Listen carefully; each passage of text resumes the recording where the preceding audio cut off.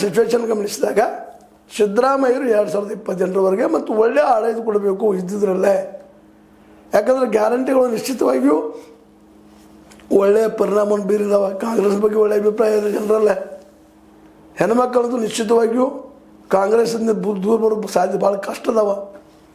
ಹೀಗಾಗಿ ಈ ಸತೀಶ್ ಅವರ ಮಾತಿಗೆ ಹೌದಪ್ಪ, ಇದೇನು ಮೋಸ್ಟ್ ಪ್ರೊಬಬಲಿ ಬದಲಾಗುವುದಿಲ್ಲ, ಸಿದ್ದರಾಮಯ್ಯ ಮುಂದುವರಿತಾರ.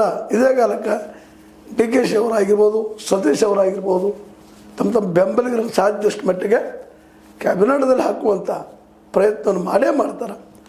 ಆ ದಿಶೆಯಲ್ಲೇ DK ಅವರು ಒಂದು ಕೈ ಮೇಲಾಗೆ ತಮ್ಮ ಬೆಂಬಲಿಗರು ತಮ್ಮ ಜೊತೆ ತೊಗೊಂಡು ಹೋಗುವಂಥ ಪ್ರಯತ್ನ ಮಾಡೇ ಮಾಡ್ತಾರೆ.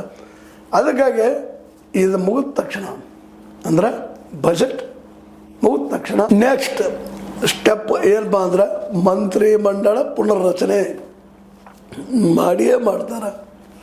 ಹೊಸಬರಿಗೆ ಅವಕಾಶ ಸಿಗ್ತದೆ.